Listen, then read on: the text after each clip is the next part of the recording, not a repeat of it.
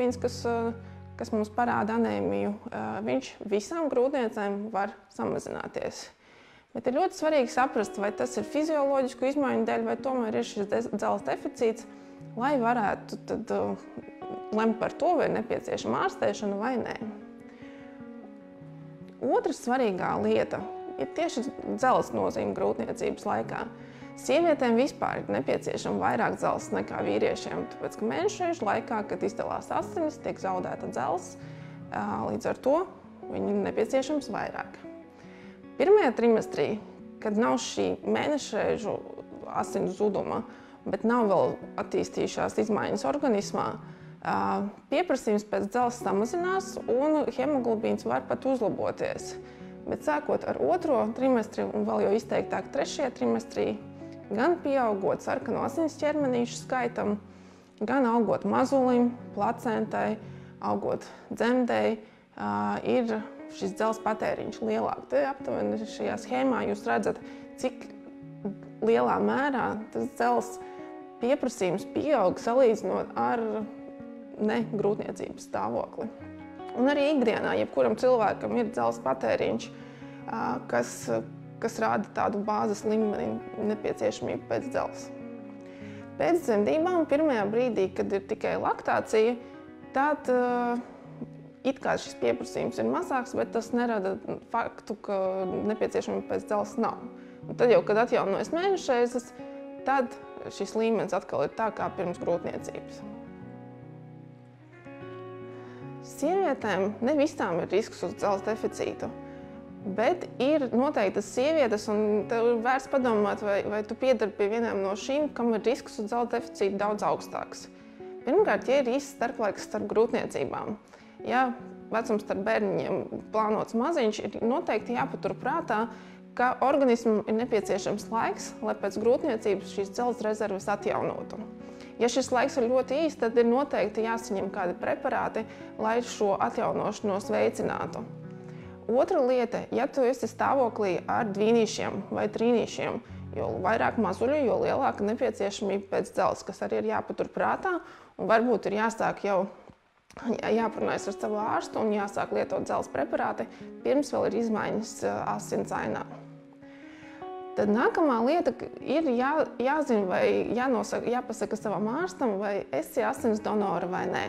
Ja asinis donē vairāk kā 3 reizes gadā, tad tas arī var būt kā sloks organismam un nespēja atjaunot dzelzi. Un tad, ja iestājas grūtniecība, šis dzelzs līmenis var būt nepietiekams. Arī tad, ja tu nelieto gaļas produktus, esi veģetāriete vai vegāne, tas nenozīmē, ka nav iespējams uzņemt dzelzi neēdot gaļu. Tas ir nedaudz sarežģītāk, un tas ir jāpatur prātā un noteikti ir jāsaka savam ginekologam vai vecmātei. Ir neliela sieviešu daļa, kam ir dzelzs uzsūkšanās traucējumi. Tā var būt celiakija, čūlainais kolīts, Kronas slimība, galvenokārt kāds no kuņģu zarnu trakta saslimšanām. Tad var būt tā, ka pat lietojot preparātus vai lietojot pietiekami daudz dzelzs uzturā, šī uzsūkšanās nenotiek tā, kā tam būtu jābūt, un tad ir jāapsver citi ārstēšanas metodes. Par to es arī mazliet pieminēšu, lai jūs zināt, kādi tie var būt. Un diezgan svarīgi ir arī zināt, kas vispār ir veselīgs uzturs, lai saprastu, kā ir jāēd, lai maksimāli visu nodrošinātu pirmkārt jau ar uzturu, jo, ja, piemēram, mēs zinām, ka gaļa ir vajadzīga, bet ja, teiksim, mēs domājam, ka cīsiņi ir tikpat veselīgi kā vistas filē vai cūgaļas filē, tā nu īsti nav. Ar cīsiņiem mēs īsti neuzņemsim to, ko mums vajag, un labuma mazulim nebūs. Tad mazliet pastāstīšu, kāda tad ir atšķirība starp anēmiju un dzelzs deficītu. Anēmija rodas tad, kad jau ir samazināts hemoglobīns, jau samazinās sarkanie asins ķermenīši jeb eritrocīti, bet dzelzs deficīts ir tad, kad ir mazāk dzelzs, bet vēl šie rādītāji, hemoglobīns un eritrocīti, ir normas robežās. Un tāpēc mums ir arī jānosaka asins analīzes, lai izvērtētu šos rādītājus. Galvenie divi, kurus nosaka visbiežāk, ir hemoglobīns un feritīns. Hemoglobīns ir olbaltumviela, kas atrodas sarkanajos asins ķermenīšos un nodrošina skābekļa transportu organismā, un hemoglobīns ir tas, kas satur dzelzi tāpēc tie savā starpā ir tik ļoti svarīgi. Hemoglobīnu nosaka vismaz 4 reizes grūtniecības laikā, bet tas ir tikai situācijās, ja tas ir normas robežās. Ja hemoglobīns ir pazemināts, tad ārsts var uzskatīt par nepieciešamību to noteikt biežāk, lai redzētu to, vai ir atbildes reakcija uz kādiem preparātiem. Par anēmiju mēs nosakam tad, ja hemoglobīns 1. vai 3. trimestrī ir mazāk par 110 gramiem litrā vai 11 pēc citiem parametriem, un 2. trimestrī, ja tas ir zemāks par 105 gramiem litrā. Te arī ir tā atšķirība skaitļos, ja jūs atceraties to tabuliņu, kas bija pāris slaidus iepriekš, to schēmu, ka 2. trimestrī šis pieaugums, šīs izmaiņas organismā ir vislielākās, tāpēc arī tāda skaitļu atšķirība. Un pat 105, 106 hemoglobīns 2. trimestrī, kas ir no 14. līdz 28. grūtniecības nedēļai, skaitās kā normas variants. Bet, ja mēs gribam tieši dzelzs rezerves organismā noteikt, tad mēs nosakam ferritīnu. Tas ir galvenais rādītājs, kas nosaka dzelzs rezerves organismā. Ja tas ir pilnīgi normāls, tad pietiek to noteikt tikai 2 reizes grūtniecības laikā. Un rādītājs zem 30, paturiet prātā šo skaitli 30, norāda uz dzelzs trūkumu organismā. Dažreiz ir nepieciešams veikt kādas papildu analīzes, piemēram, pilna asins aina, kas norāda arī eritrocītu skaitu un hematokrītu un vēl virkni citu rādītāju. Un pavisam reti jānosaka tieši dzelzs, jo ferritīns pat nedaudz precīzāk nosaka to dzelzs līmeņa, dzelzs rezerves organismā. Te mazliet es gribu parādīt, kā izskatās analīzes. Ja jūs saņemat savas analīzes uz e-pastu, kas ir ļoti laba lieta, lai paturētu prātā, kas notiek ar manām asins analīzēm grūtniecības laikā, tad lielākajā daļā laboratoriju izmaiņas ir kaut kā atzīmētas, vai nu pasvītrotas, vai nu izceltas ar bultiņām uz augšu uz leju, un arī šajā pirmajā augšējā analīzē šī ir pilna asinsaina, kur jūs redzat, gan ir eritrocīti, hemoglobīns, hematokrīts un daudz citi rādītāji. Un šī ir vistipiskākā anēmijas asins analīze, kur ir samazināti gan eritrocīti, gan hemoglobīns, gan hematokrīts. Blakus stabiņš, kas ir pa kreisi, parāda analīzes, kas ir veiktas kaut kādu laiku pirms tam. Noteikti ar datumu, ar rādītājiem, un tā var ļoti viegli salīdzināt, vai šīs izmaiņas notiek vai nenotiek, un nav jāmeklē lapās citas iepriekšējās analīzes. Mazliet zemāk jūs redzat tikai hemoglobīnu un ferritīnu, un bieži vien grūtniecības laikā nosaka tikai šos divus, un abi divi ir izteikti samazināti, bet pievērsiet uzmanību tam blakus stabiņam apakšējā analīzē, kur hemoglobīns bija ļoti labs iepriekšējais. 134, un viņš samazinājās uz 99. Bet ferritīns jau pirms tam bija zems. Līdz ar to tas arī rada šīs krasās izmaiņas, kas šīs dzelzs organismā jau pirms tam nebija. Mazliet interesantākas situācijas, es jau pieminēju, ka dzelzs deficīts ir tad, kad tikai samazinās ferritīns, un pirmajā analīzē tas ir ļoti skaidri redzams. Hemoglobīns ir normas robežās, viņš nav pasvītrots. Ferritīns ir pasvītrots ar bultiņu uz leju, tādu skaidri redzam, ka viņš ir samazināts. Bet tā vidējā analīze, kur hemoglobīns arī ir 122, kas ir pilnīgi norma, bet ferritīns ir 11,3, viņš nav pasvītrots, jo viņš ir references līmeņi laboratorijā, bet priekš grūtniecības tas tāpat ir pamaz, un viņam būtu, šai pacientei būtu jāsaņem dzelzs preparāti. It sevišķi redzot to, ka arī pirms tam ferritīns jau ir bijis zems. Un tad apakšējā analīze, tā ir no citas laboratorijas. Jūs redzat, ka hemoglobīns ir izcelts, sarkans ar bultiņu uz leju, tātad viņš ir samazināts, bet ferritīns ir normāls, virs 30. Te ir jādomā, varbūt ir citi iemesli, kāpēc ir anēmija. Ar to tad varētu konsultēties ar savu ārstu. Kāpēc tad mēs runājam par anēmiju? Kāpēc viņa ir tik svarīga? It sevišķi grūtniecības laikā. Ne tikai grūtniecības laikā, bet it sevišķi grūtniecības laikā. Jo mums ir sieviete un mums ir bebis. Tātad mātei pašai, grūtniecei pašai var būt sūdzības. Var būt sūdzības par to, ka ir bāla āda, nogurums, nespēks, reibonis, elpas trūkums, kas sākotnēji izpaužas fiziskas slodzes laikā, un pēc tam viņš arī var būt miera stāvoklī, ja anēmija ir smaga. Ātras sirdsdarbība, koncentrēšanās, grūtības, iedomājieties, ja organismam nepietiek skābekļa. Tas smadzenes, protams, nestrādā tik labi, kā tad, ja skābeklis ir pietiekami daudz, un organismam visam spēka nav pietiekami daudz. Un interesanti, ka parādās pat tieksme ēst neēdamas lietas, piemēram, krītiņus. Tas ir aprakstīts kā viens no simptomiem, kad ir anēmija. Tās sūdzības ir raksturīgas gan grūtniecēm, gan jebkurai sievietei vai vīrietim, kam ir anēmija. Tāpēc, ja tu jūti, ka arī bez grūtniecības šāda veida simptomi ir, tad ir vērts aiziet pie sava ģimenes ārsta un noteikt asins analīzi. Bet tieši grūtniecības laikā, ja jau ir anēmija, tad pieaug risks, ka ir nepieciešams veikt asins pārliešanu dzemdībās. Jo, ja dzemdībās ir lielāks asins zudums, tad un jau sākotnējais hemoglobīna līmenis ir zems, tad var nepietikt ar kaut kādiem preparātiem, lai šo līmeni paceltu. Un šīs sūdzības var būt tādas, ka nevar vispār piecelties no gultas. Tāpēc ir ļoti svarīgi jau uzturēt normālu līmeni grūtniecības laikā, lai pēc dzemdībām nav pēkšņi kaut kāds krahs. Arī risks uz pēcdzemdību infekciju pieaug, ja jau organismam nav pietiekami daudz dzelzs līmeņa, tad pieaug risks, ka var pievienoties infekcijai. Viņš nav pietiekami spēcīgs, lai cīnītos pret to. Un interesanti, ka pieaug arī pēcdzemdību depresijas risks, kas vispār liekas, kā tas var būt saistīts dzelzs un pēcdzemdību depresija. Bet skābeklis tomēr atbild par daudz ko organismā. Un šīs visas sūdzības ir svarīgas arī mātei, bet mums, protams, vienmēr ir jāatcerās, ka mums taču ir arī mazulis, par kur arī ir jādomā. Mazulim pieaug risks uz priekšlaicīgām dzemdībām, uz mazu dzimšanas svaru, un arī pēc dzimšanas viņam var būt attīstības traucējumi. Visbiežāk tie kognitīvi, jeb smadzeņu attīstības traucējumi vai uzvedības attīstības traucējumi. Viņš var būt hiperaktīvs vai pārāk mierīgs. Par laimi šīs izmaiņas rodas tikai pie smagām anēmijām, jo mazulis caur placentu ir spējīgs uzņemt visu nepieciešamo dzelzi, ko viņam vajag, un sākumā parādās mātei šīs sūdzības, nevis mazulim.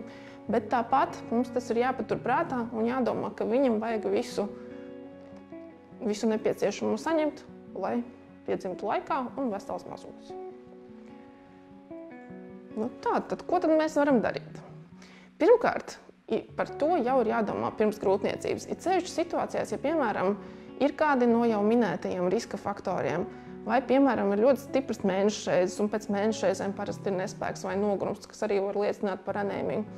Tad pirmais, ar ko mēs sākam, gan grūtniecēm, gan negrūtniecēm, ir dzelzi saturošs uzturs. Ūdens arī ir svarīgs. Runājot par uzturu. Protams, ja sieviete ēd gaļu, tad tas ir vienkārši. Ir jāēd gaļu, sarkanā gaļa satur vairāk, bet vista arī pietiekami daudz dzelzi.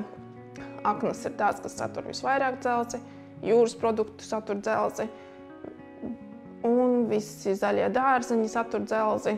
Un ja sieviete ir vegāna, tas nenozīmē, ka viņa nevar saņemt dzelzi ar uzturu, bet tas ir grūtāk, jo tas dzelzs, kas ir gaļā, viņš uzsūc labāk nekā tas dzelzs, kas ir augu valsts produktos, bet labāk lietot tādus, kas satur vairāk dzelzi. Piemēram, tie var būt sēklas, rieksti, visi zaļie augi, visi spināti, brokoļi un tā tālāk, sēnes, putrājumi. Diezgan daudz un dažādas lietas, ko internetu mēs visi mākam izmantot, var atrast un paskatīties. Bet jūs noteikti domājat, kāpēc tur uzzīmēts tāds citroniņš. Citrons ir ļoti svarīgs, jo tas satur ne tikai citrons, bet visi produkti, kas satur C vitamīnu, ir ļoti svarīgi, jo C vitamīns ir galvenā viela, kas palīdz veicināt dzelzs uzsūkšanos. Ir pat grāmatas, kur rakstīts, ka vislabāko dzelzs uzsūkšanos var dabūt, ja apēd steiku ar apelsīnu sulu. Tad mums ir gan dzelzs lielā daudzumā, gan šis C vitamīns, kas palīdz tam uzsūkties. C vitamīnu ne tikai citrons un apelsīns satur, arī ļoti daudz dārzeņu, bietes, zemenes, arī tā kā pēc izvēles iespējas, kas garšo, to var arī apēst. Un diezgan daudz arī ziemas periodā C vitamīnu lieto kā uzturu bagātinātāju, tad mēs to droši varam apvienot gan ar dzelzs saturošu uzturu, gan ar dzelzs preparātiem. Tātad par uzturu es ceru, ka ir daudz maz skaidrs, bet ko tad mēs darām, ja mums nepietiek ar šo uzturu? Ja dzelzs tāpat ir zems vai hemoglobīns jau ir zems, tad ir jāsāk domāt par kādiem dzelzs preparātiem. Pirmās izvēles preparāti, tāpēc, ka tie ir visvieglāk lietojami, ir kādi no perorālajiem, jeb ēdamajiem, dzeramajiem dzelzs preparātiem. Tās var būt gan kā tabletes, gan kā kapsulas, gan šķidrums, gan ūdenī šķīstošas tabletes. Variantu ir ļoti daudz un ir ļoti svarīgi atrast tādu, kas pašai ir vispiemērotākais. Ir divas lielās dzelzs preparātu grupas. Divvērtīgās dzelzs preparāti un trīsvērtīgās dzelzs preparāti. Atšķirība starp tām ir diezgan liela, jo divvērtīgās dzelzs preparāti viņi darbojas daudz ātrāk. Šīs izmaiņas asinsainā ir jau pēc 2–3 nedēļām redzamas, bet šiem divvērtīgajiem dzelzs preparātiem, diemžēl, ir arī izteiktākas blaknes, kā slikta duša, aizcietējumi, vispār tāds diskomforts vēderā, metāliska garša mutē. Un tas noteikti ir jāsaka savam ārstam, ja lietojot kādus dzelzs preparātus, šāda veida sūdzības parādās. Trīsvērtīgie dzelzs preparāti, te mazliet, laikam, mums ir kļūdiņa, bet tas nekas. Trīsvērtīgie dzelzs preparāti iedarbojas mazliet vēlāk, viņi kaut kur pēc 6 nedēļām sāk parādīties, un viņiem ir mazākas blaknes nekā divvērtīgiem dzelzs preparātiem, bet tie tāpat var būt. Bet par dzelzs preparātiem runājot, ir ļoti svarīgi tos lietot pareizi. Nevis vienkārši es kaut kādu tur iedzeršu, nemaz nedomājot kad, bet tieši pareizi. Un pareizi viņu lietot ir jau ar minēto C vitamīnu, tāpēc vislabāk ir tukšā dušā, vai nu 1 stundu pirms ēšanas, vai 2 stundas pēc, un tad uzdzerot kādu apelsīnu sulu vai C vitamīnu, vienkārši kā C vitamīnu. Un ļoti svarīgi ir atcerēties, kas tad ir tie preparāti, jeb vielas, jeb uzturs, kas traucē. Visvairāk traucē piens, piena produkti šeit dzelzī uzsūkties, traucē arī kafija, tēja, ceļšķi melnā un zaļā tēja, kuģu skābi samazinoši preparāti un kalcija saturoši preparāti. Tāpēc, ja ir nozīmēti vairāki uzturu bagātinātāji grūtniecības laikā ar savu ārstu, vajag pārrunāt, kā viņus labāk lietot, kuru vajag pirms ēšanas, kuru pēc ēšanas, kuru ēšanas laikā, lai dabūtu to maksimālo no šiem preparātiem. Jo galvenā problēma, kāpēc lietojot dzelzi mēs neredzam uzlabojumu, ir tieši tas, ka tas tiek nepareizi lietots, ka tas tiek lietots ar produktiem, kas traucē uzsūkšanos vai vienkārši ēšanas laikā un bez šī C vitamīna. Tāpēc padomā, vai tu pareizi lieto savus dzelzs preparātus. Protams, mēdz būt situācijas, kad šie dzelzs preparāti ļoti rada lielu diskomfortu, ka tiešām visu laiku iedzerot dzelzi ir slikta duša, mēdz tā būt. Tas nav bieži, bet tā mēdz būt.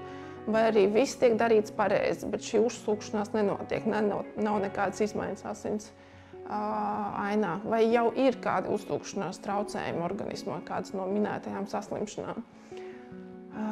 Un arī situācijās, kad kaut kāda iemesla dēļ ļoti strauji samazinās hemoglobīns vai dzelzs, tad ir iespējama arī intravenoza dzelzs pārliešana. To var veikt tikai ārsta uzraudzībā. Dzelzi pārlej vēnā, tāpēc pacientei kādu laiku tur ir jābūt, jāpaguļ. Sākumā pārlej ļoti mazu daļiņu, lai saprastu, vai nav kādas organisma alerģiskas reakcijas, kas mēdz būt, bet arī ļoti reti. Bet labā lieta, ka dzelzs intravenozi ļoti ātri palaukstina feritīna līmeni. Tieši feritīna, jo viņš jau rada šīs dzelzs rezerves. Hemoglobīns pakāpeniskāk pāris nedēļu laikā arī pieaug, bet pašsajūta uzlabojas bieži vien jau nākamajā dienā vai pēc pāris dienām. Tāpēc, ja tu jūti, ka lietojot jau vairākas nedēļas vai pat vairākus mēnešus dzelzs preparātus, uzlabojumi vispār nav, nogurums tāpat ir, nespēks tāpat ir, tad ir vērts ar savu ārstu arī aprunāties par šāda veida ārstēšanu. Tātad mēs vairāk jau runājam par grūtniecību, par dzelzs līmeņa grūtniecības laikā, bet es jau minēju, ka pēcdzemdību laikā tāpat dzelzs ir svarīgs. Un cik ļoti svarīgs tas ir, atkarīgs no hemoglobīna un dzelzs līmeņa grūtniecības laikā, un arī tā, cik liels ir bijis asins zudums dzemdībās. Ja ir bijusi ķēzargrieziena operācija, tad parasti asins zudums ir nedaudz lielāks nekā, ja ir bijušas spontānas dzemdības. Un tāpēc šīs sūdzības atkal pēc ķēzargrieziena operācijas var pieaugt. Tāpēc ir svarīgi turpināt lietot dzelzs preparātus arī pēc grūtniecības, it sevišķi, ja tie jau bija lietoti grūtniecības laikā, un ar savu ārstu var izrunāt, cik ilgi tas būtu jādara. Vai pietiek ar mēnesi, vai 6 nedēļas, vai vajag 3 mēnešus, vai pat pusgadu. Tas ir ļoti atkarīgs no tā, kāds ir hemoglobīns pēc dzemdībām. Un tas ir svarīgi, jo, ja dzelzs ir maz, ja hemoglobīns ir zems, tad ir nogurums, nespēks, ir risks, ka pievienojas infekcija un ķēzargrieziens jau tā ir risks infekcijai. Un ir risks pēcdzemdību depresijai, un ja viss šis ir kopā vai kaut viens no tiem, tad ir grūtāk izveidot labas attiecības ar mazuli, ir grūtāk viņu apkop, un pašai nav spēka un prieka par šo pēcdzemdību periodu. Un tad tas ir tāds apburtais loks. Ja ir zems dzelzs grūtniecības laikā, tad skaidrs, ka mēs viņu, un mēs neko nedaram lietas labā. Tad viņš arī būs zems pirms dzemdībām. Ja ir dzemdībās kaut kāds lielāks asins zudums, tad viņš būs zems vai vēl pat zemāks arī pēc dzemdībām. Un tas radīs to, ka dzelzs būs zems arī bez grūtniecības, jo vienkārši ar uzturu tas atjaunojas ļoti, ļoti lēnām. Un ja viņš ir zems bez grūtniecības, pēc grūtniecības un, teiksim, ātri tiek plānots jau nākamais bērniņš, tad atkal viss aiziet par riņķi. Tāpēc ir ļoti svarīgi pārunāt ar savu ārstu, vai dzelzs līmenis tev ir pietiekams, vai hemoglobīns ir pietiekams, vai tu uzņem pietiekami daudz dzelzs ar uzturu, kā tu ēd, vai tu pareizi ēd, un vai ir nepieciešamība lietot kādus dzelzs saturošus preparātus. Liels paldies jums par uzmanību! Es ceru, ka jūs iemācījāties kaut ko jaunu šīs lekcijas laikā. Lietosim dzelzi!